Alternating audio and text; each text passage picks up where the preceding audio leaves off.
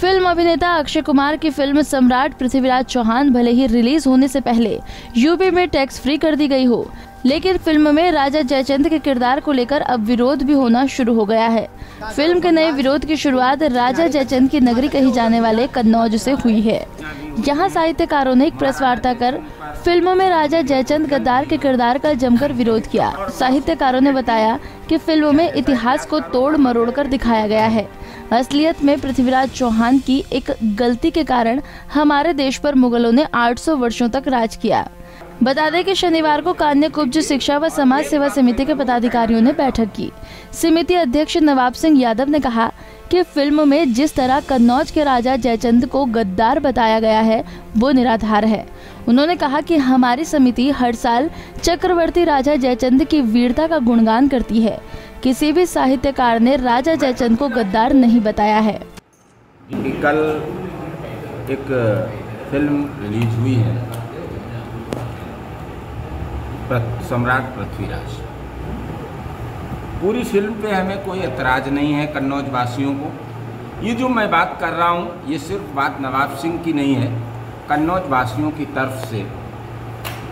उसमें जो इतिहास को तोड़ और मरोड़ के दिखाया गया है, जिसमें चक्रवर्ती सम्राट कन्नौज के राजा जयचंद को की भूमिका ठीक नहीं दिखाई गई, उन्हें गद्दार साबित करने की कोशिश की गई। हम लोग कन्नौज वासी अपनी मिट्टी पे लगा हुआ दाग छुटाने के लिए सदैव तत्पर रहे हैं। महाराज पृथ्वीराज किसका इंतजार करते रहे? 16 बार 17 बार मोहम्मद गोरी ने आक्रमण किया और घर में आप लड़ते थे, आपके सैनिक, आप विजय प्राप्त करते थे। आप क्या इंतजार कर रहे थे? आप पराजय का इंतजार कर रहे थे। 1 बार हुआ, 2 बार हुआ, 3 बार हुआ, आपने खदेड़ कर उस दुश्मन को मार क्यों नहीं डाला? और अगर ऐसा पृथ्वीराज महाराज ने किया होता तो भारत के इतिहास के पन्नों में और कुछ लिखा होता। एक भूल, पृथ्वीराज की एक भूल ने हमें 800 वर्ष मुगलों के लिए गुलाम बना दिया। 800 वर्ष मुगलों ने गुलाम किया, उसके जननी और एक पृथ्वीराज की भूल के कारण। ये मेरा मत है, कोई कहे कहाँ प्रमाणित है, क्या है, ये नवाब सिंह का अपना मत है कि पृथ्वीराज की एक भूल के कारण हम गुलाम हो गए। वहीं समिति ने ये भी ऐलान किया कि अगर कोई राजा जयचंद को गद्दार साबित कर दे तो उसे 5 लाख का इनाम दिया जाएगा। राजा जयचंद के यवनों का नाश करने वाला राजा कहा गया है। मोहम्मद गौरी और पृथ्वीराज का जब युद्ध हुआ था तो राजा जयचंद तटस्थ रहे थे। अगर पृथ्वीराज मदद मांगते तो जयचंद मदद जरूर करते। बता दें कि राजा जयचंद पर गद्दार का आरोप लगाया जाता है।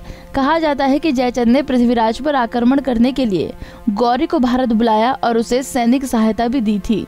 इस बात को समिति ने पूरी तरह से काल्पनिक बताया है। महाराजा जयचंद पर, उनके उज्जवल जीवन चरित्र पर चर्चा भी होती है।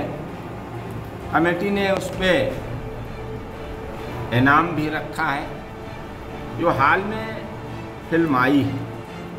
मुझे नहीं लगता है कि उस फिल्म को बहुत अध्ययन करके बनाया गया हो।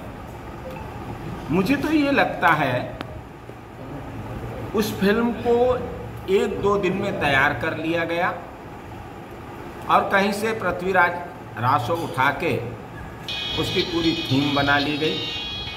कुछ तत्व तो ऐसे हैं जो आज तक हमने ना पढ़ा है ना सुना है। वहीं साहित्यकार और कवि सुशील राकेश शर्मा ने कहा कि इतिहास में जो लिखा गया है वो इस फिल्म में तोड़ मरोड़ कर दिखाया गया है।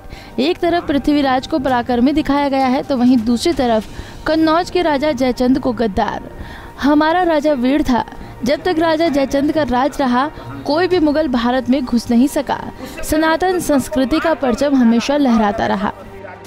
की कोशिश कर रहे हैं, उसका विरोध मैं कर रहा हूँ। सम्राट पृथ्वीराज से हमसे कोई मतलब नहीं है, न दिल्ली के राज से मतलब, न अजमेर। हमारा जो उत्तर भारत का राज्य है, जो कन्नौज से लगाकर और बंगाल के किनारे तक सीमा तक है, उधर गुजरात की सीमा तक रहा है, उसका मेरा समर्थन है। तो इसलिए मैं वो टैक्स फ्री करें या पूरे भारत के सारे लोग उसको बैठा लें अपने सर पर, या पृथ्वीराज चौहान जो चाहे जो बना ले, उससे हमसे कोई मतलब नहीं। अगर वो सम्राट जयचंद को किसी तरह से तोड़ मरोड़ को प्रस्तुत करने की कोशिश करेंगे तो मैं कन्नौज वासी या कन्नौज के सारे लोग बेहद बुरी तरह से विरोध करूंगा और कोशिश करूंगा कि उसको जिसने विरोध जो इसको प्रस्तुत किया उसको नोचा किया।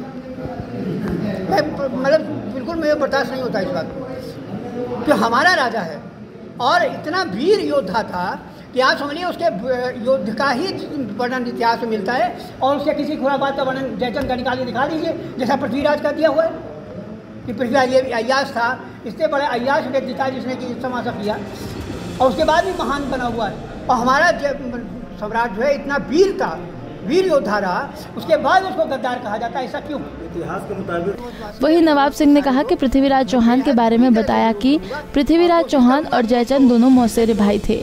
इसके बावजूद पृथ्वीराज चौहान ने अपनी सगी मौसी की बेटी यानी अपनी बहन का अपहरण किया।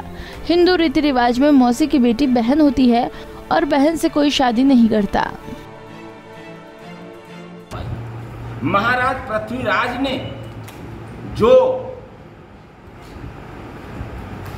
संयुक्ता से, जो पिक्चर में दिखाया गया संयुक्ता का अपहरण किया, उसे न राजनीतिक दृष्टि से ठीक ठहराया जा सकता है, न सामाजिक दृष्टि से ठीक ठहराया जा सकता है और न धार्मिक दृष्टि से ठीक ठहराया जा सकता है, क्योंकि पृथ्वीराज और जयचंद दोनों आपस में मौसेरे भाई थे और मौसी की बेटी, या जैसा इतिहासकारों का मत है बेटी कोई बहन कहता है, अगर बहन और बेटी से शादी करना हमारा हिंदू धर्म इजाजत नहीं देता है और न समाज इजाजत देता है। अब देखना होगा कि ये विरोध की आग कितनी दूर तक जाती है और क्या इस विरोध का असर फिल्म की कमाई पर भी पड़ेगा।